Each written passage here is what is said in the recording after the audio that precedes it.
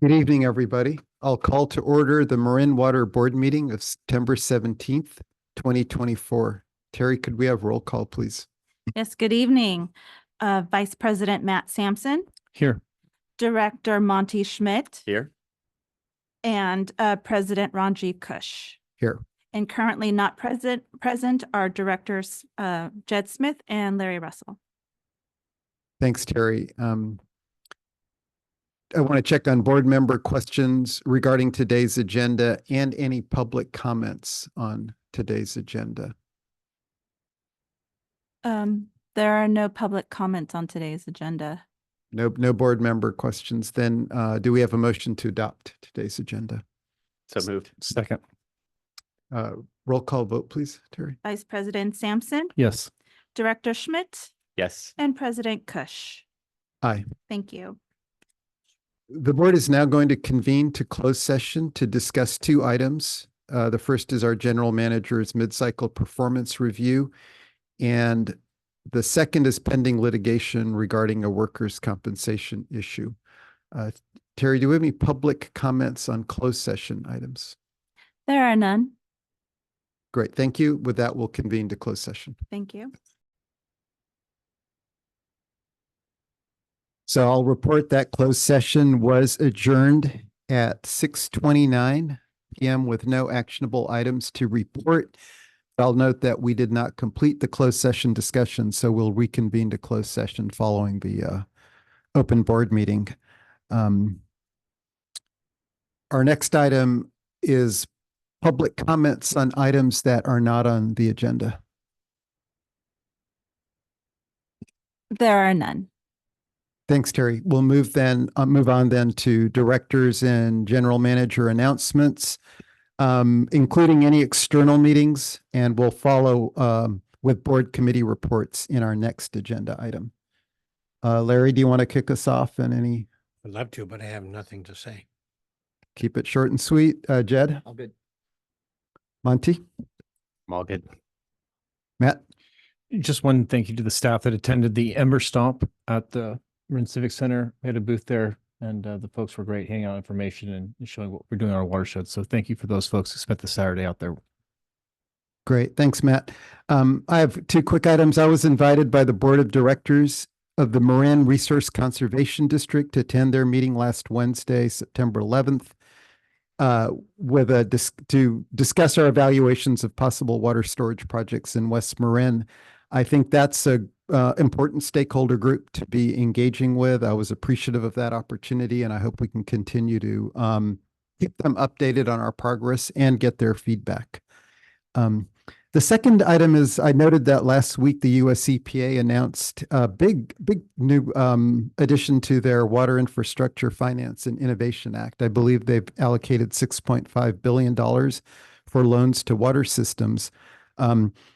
I don't know how the interest rates on the WIFIA loans compare to bonds, but maybe something to look at. They are accepting letters of intent beginning on October 1st. And with that, we can move on to board committee reports, except I don't think we have not had any committee meetings. Okay, good, since our last board meeting. Great. The next item then is approval of our consent calendar, which includes today just two items. Approval of the minutes from our last board meeting on September 3rd and our general manager's report for August 2024. Terry, do we have any public comments on items in our consent calendar? There are none. Then do we have a motion to approve our consent calendar? So moved. Yes, and a second, please. Second. Roll call vote, Terry. Vice President Matt Sampson, Yes. Director Monty Schmidt, Yes. Director Jed Smith, Aye. Director Larry Russell, Aye. and President Ranjiv Kush. Aye. Thank you. Thanks, Terry. Okay, our next agenda item is the proposed adoption of ordinance number 466, establishing turf limits and updating the district's fixture standards. Welcome, Paul and Carrie. Yeah, good evening, members of the board. Paul Sellier, Water Resources Director. I'm joined by Carrie Pollard, who will be We have a few slides just to kind of help us think through some of the changes that are being proposed tonight, but it's nothing we haven't discussed previously with you. I think you'll find it quite familiar, and hopefully a good start as we look through our different water savings measures that we can implement by our ordinance. Thank you, Paul. Good evening, board. So starting with ordinance 466 and a brief overview, we'll look at the district's fixture standards, which is being proposed to be updated. And we'll look at the proposed turf limits that would impact newly constructed single family and duplex sites. We'll wrap up with recommendations and next steps. So looking at the proposed fixture update, so you can see all the fixtures listed there on the right. What this would actually do is just remove the outdated fixture standards that are currently embedded within our district code and replace them with references to CalGreen standards for all residential and non-residential plumbing fixtures. So these standards are updated every 3 years. So it's just a really great transition that we can kind of leverage some of the other work that's happening with the state to keep them current. The other measures within fixtures that are referenced in our code are commercial kitchen equipment. And so for those items, we're going to reference the Consortium of Energy Efficiency, who develops efficiency standards for those types of fixtures. And so again, it's more cleanup language. The second item is focusing on new construction of single family and duplex sites and establishing turf limits. So you may recall over the last few years, actually, we've looked at various proposals and renditions of kind of how to refine our gray water ordinance and improve upon it to really achieve some outdoor water savings. And where we landed was to allow turf in up to 20% of the total landscape area with no more than 1,200 square feet. And this would be applied to any new developed single family and duplex landscapes when a building permit or a building application is applied for on or after January 1, 2025. And in turn, this would then repeal the gray water ordinance effective immediately, but we would maintain our green water, our gray water incentives that we are currently offering. So this is separate from incentives. This is just the policy. So just wrapping up with some recommendations, just to clarify them or put them all on one slide, really. We have a recommendation to adopt ordinance 466, which is updating our interior fixture standards, and also to repeal and replace the gray water ordinance with the turf limits for single family and duplex new construction only. And you can see there the 20% limit or up to 1,200 square feet on or after January 1, 2025 for a building application. Looking at next steps, because I think this is important, is that we plan on developing and distributing outreach material to our local jurisdictions. It's really important actually for both of these changes because it does impact them and how they communicate with folks who are building.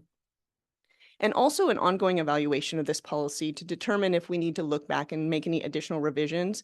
You may recall we had a conversation about artificial turf and turf alternatives that utilize overhead spray irrigation.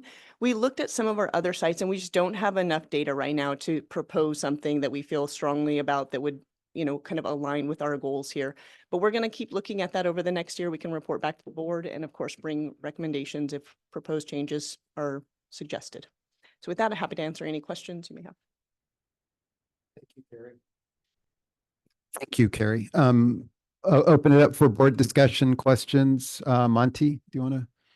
I don't have any questions. Matt? First, thank you for putting this all together and taking all the input after our past few meetings. I know this is getting pretty close to moving forward. Is January 1st too early for the jurisdictions, you think, or is this amount of time good enough? We feel that it's appropriate because we're looking at building applications, right? And so because when someone walks in the door to submit their building application, then they would be notified of this upfront. So really no planning would have happened at that point for those new developments. So we feel that it's appropriate. We've checked in with some of the cities and they agreed that January 1's enough time considering we're looking at building application dates. Great, thank you. That was it. Thanks, Matt. Jed, any comments? We gave you plenty of comments last time and you responded well. Thank you. Larry? I'm cool.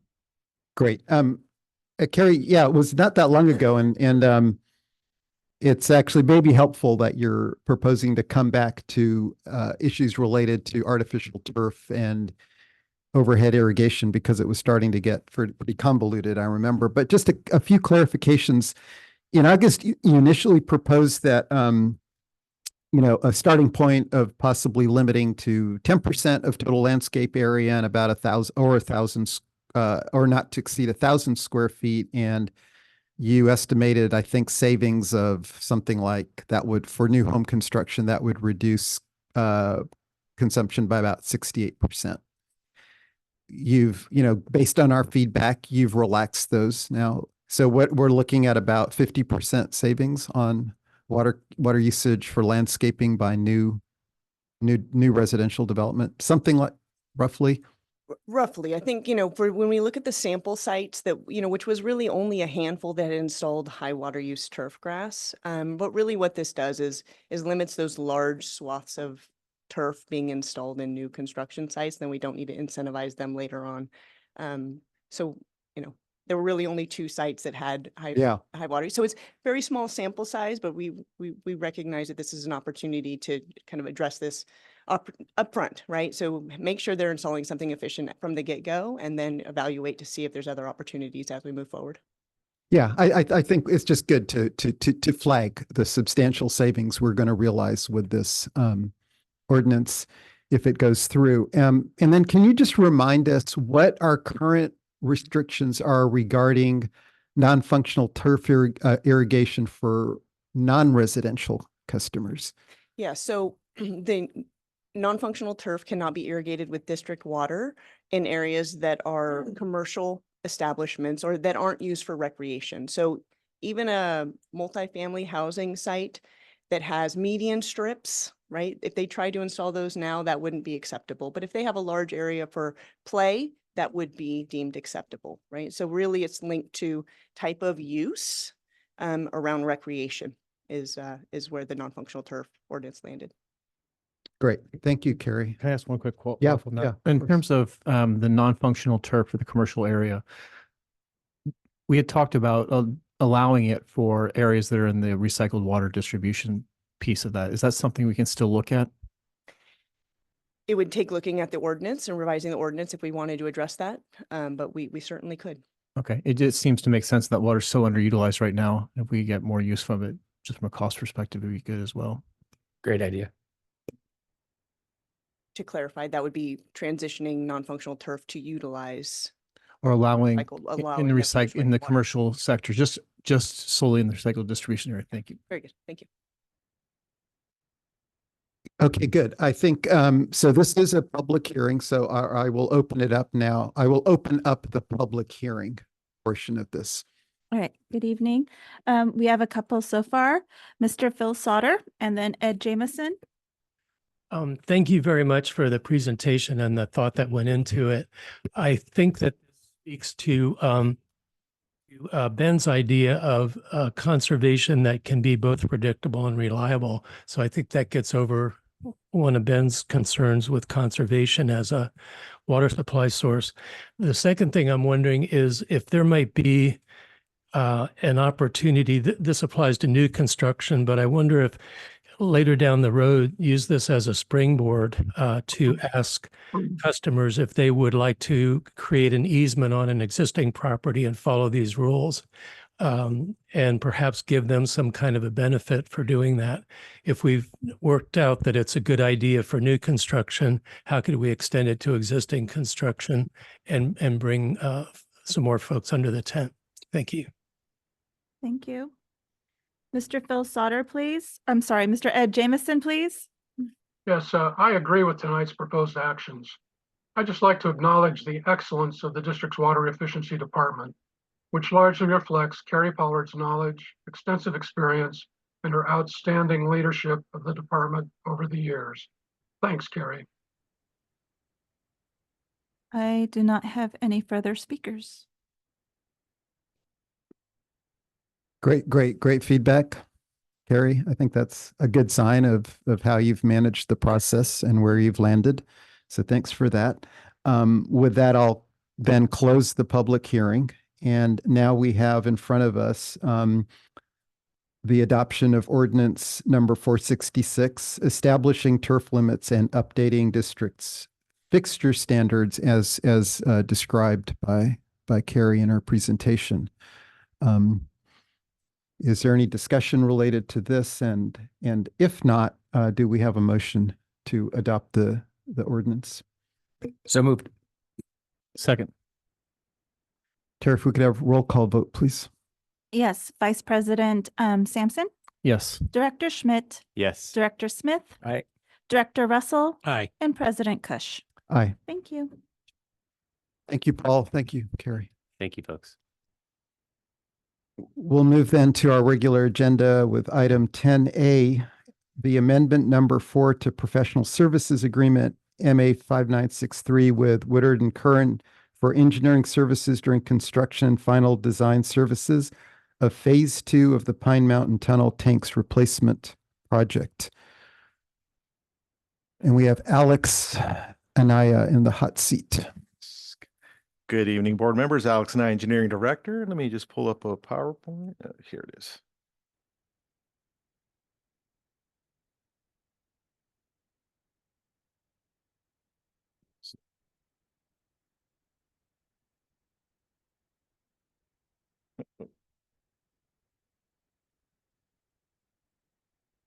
Oh,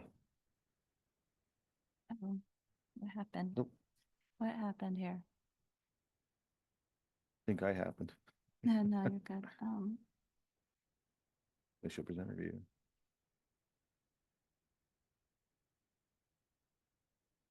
Oh, It's that's not- why it's hers is still up. Hold on. Oh, didn't close out the other one.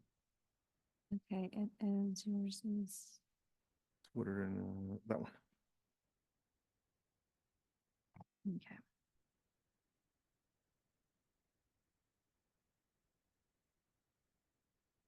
There you go. We'd be lost without you, Terry. Yeah. Okay, so good evening, board members. Again, I'm Alex Anaya, Engineering Director. I'll be presenting this item tonight for the Pine Mountain Tunnel Tanks project.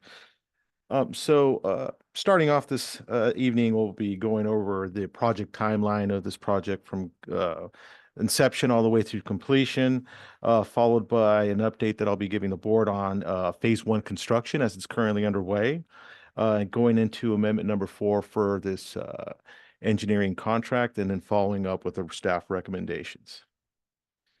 So this project timeline is a multi-year project that started back in 2021 and will be going through completion in 2028. And it started with the award of the original professional service agreement with Woodard and Curran back in July 6th of 2021, which led to us to be able to do all the CEQA documentation and adopt the mitigated negative declaration, which we adopted on December 14, 2021. Which led to the advertising of the phase 1 construction project thereafter and award a contract May 24th of 22.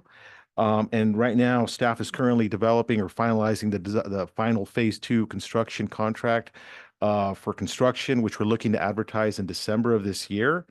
And as that kind of currently is in advertising, the phase 1 construction will be completed on January 31st of 25. Then shortly thereafter, we're looking to open the bids, probably February, March, award the contract, which will give staff about 5 to 6 months to do all the submittal reviews for the actual phase 2 construction of the tanks.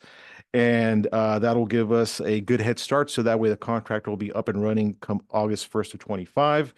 And then once the phase 2 construction begins, we'll have a 3-year timeframe to complete the project, which we're looking to have the tanks in service by February 1st of 2028. So just to provide a quick update on phase 1 construction. So the image here to the left is of July 22nd, which is the original tank site before any work happened. Picture to the right is actually of August of 23, where you could kind of clearly see they already started cutting out all the trees and getting ready for the next step, which was, as seen on the picture to the left, was removing the top 4 feet of the soil because it had the sudden oak death spore in it, and so it had to be removed and offhauled to a landfill. The remaining soil is actually currently being excavated and moved to our Bullfrog quarry, which will be used in phase 2 to backfill some of the tanks once they're constructed. The image here on the right is that of the contractor cutting in the access benches to the top of the soil nail wall to start construction on the project. So soil nail wall construction is pretty interesting and unique in that it starts from the top down. So you can see this picture here on the left is actually they set up the formwork around the top of the wall where they're actually starting the construction to ensure that the wall is aligned correctly and it hits its mark at the bottom once they get done with the construction. The picture here to the right is actually of the actual drillers who are actually installing the 56-foot long soil nails into the soil and actually shooting the shotcrete with the reinforcement and building their way down.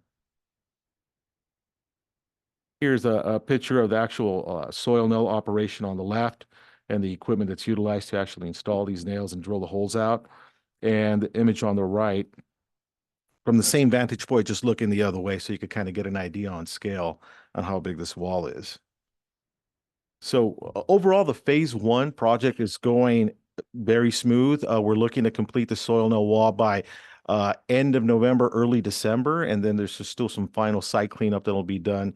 That'll wrap everything up by January 31st of 25. So that leads us into amendment number 4 that we're here to discuss today. So this project is spanning the better part of the decade, so it's very difficult to really project out costs for construction, material, equipment, and contract work. So early on in the process, when we first started embarking on this, it was decided that a phased approach would make the most sense, so we could break out the construction phases and the design independently, because it's a multi-year project with 2 separate unique modes of construction that are independent of each other. The construction constraint being that we have northern spotted owl, so we only have a 6-month time frame to really do the construction. That's why this project is spanning such a long time. And the excavation of 45,000 cubic yards of earth and the construction of a 420-foot long soil nail wall 75 feet tall is very different than that of constructing a pre-stressed concrete storage tank with piping. So the phased approach was the best approach to proceed with this project. So as mentioned, the original professional service agreement with Woodard & Curran was executed July 6th of 2021. Staff later came back with amendment number 1 on January 4th of 22 to finalize the phase 1 design and start phase 2 design of the actual tank projects. Following that, on March 21st of 2023, staff came back for amendment number 2, which was during that time frame, the district had applied for a hazard mitigation grant, which would pay and fund some of the project. Unfortunately, the district was not awarded that grant, but there was still work that was done by the consultants, such as a seismic report that was necessary to apply for the grant, and some engineering services during phase 1 construction that was required.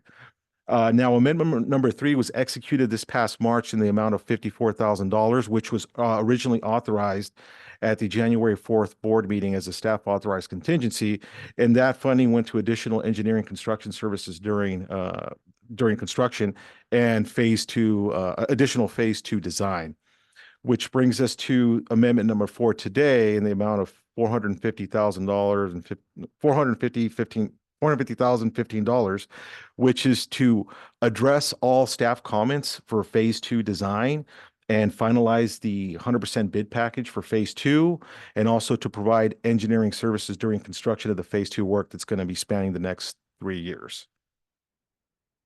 So the total estimate of phase 1 and phase 2 construction are right around $25 million.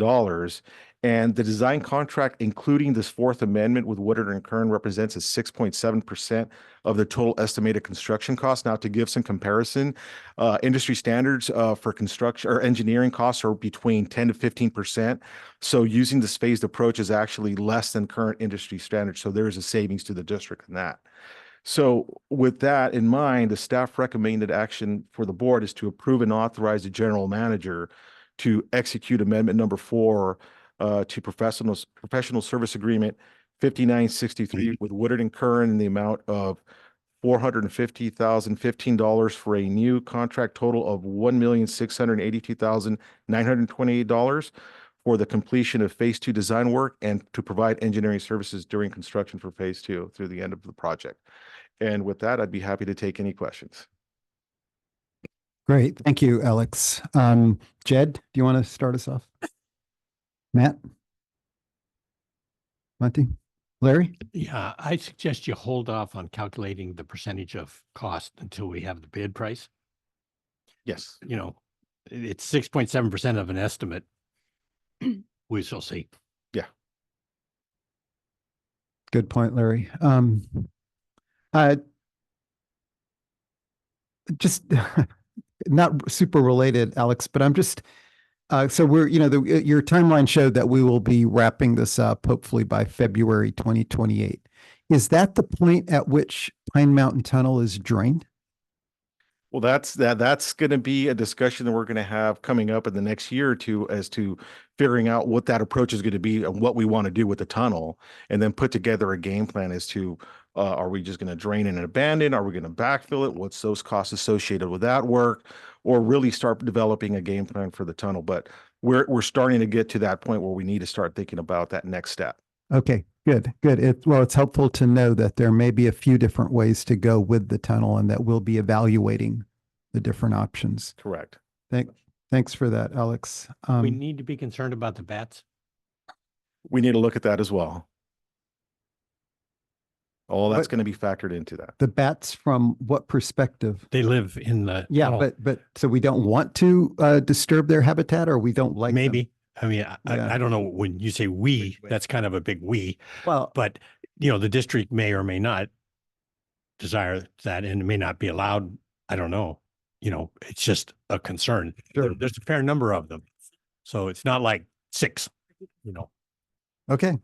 If I can add, the mitigated negative declaration that was done for Pine Mountain Tunnel tank site did not include the decommissioning or next steps for Pine Mountain Tunnel. So that is something that we'll have to go through a full process to consider and address. So all of those questions yet to be answered. Thanks, Molly. Terry, any public comments on this item? Yes, we have one, Mr. Phil Sauter.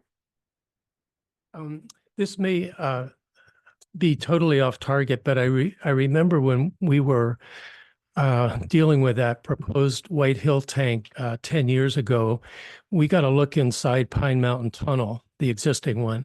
And one of the things that happened is that the west end of that tunnel, it was full of slime and slugs and snails and all kinds of creatures living in that tunnel.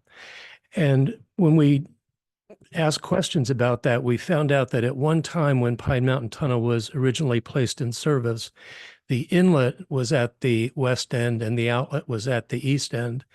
And at some point, and I couldn't find out who made the decision or why the decision was made, they put both the inlet and the outlet at the east end. And what it created was kind of a short circuit so that the chloramine, the treated water, never made it up to the west end and allowed all these critters to grow. So when we were dealing with that tank, I think one of the proposals was to kind of redo the plumbing. And if you can't take the inlet pipe and move it back to the west end, there was a thought about taking a pipe and running it up inside the tunnel and having it extend into the tunnel halfway or 80% of the way, so you would have a flow through the tunnel. And like I said, I have no idea if this is even considered or what's going to happen with Pine Mountain Tunnel, but that seemed to be a mistake that could be undone in this round. Thank you. Thank you, Phil. I have no further speakers. Okay, then as Alex noted, this is an action item and we're being asked to approve and authorize the general manager to execute amendment number 4 to our agreement with Woodard and Curran. Do we have a motion? So moved. Second. Thank you. Terry, if we could have roll call vote, please. Vice President Sampson, Aye. Director Schmidt, Aye. Director Smith, Aye. Director Russell, Aye. and President Kush. Aye. Thank you. Okay, and then we will reconvene to the second half of our closed session. We have to do future board meetings, right? When we come back. We can do that when we get back. Oh, okay. Great.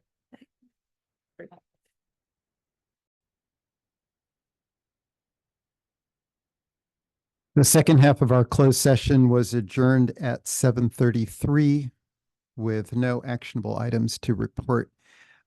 We have one more agenda item, which is a review of our future board and committee meetings or all upcoming meetings.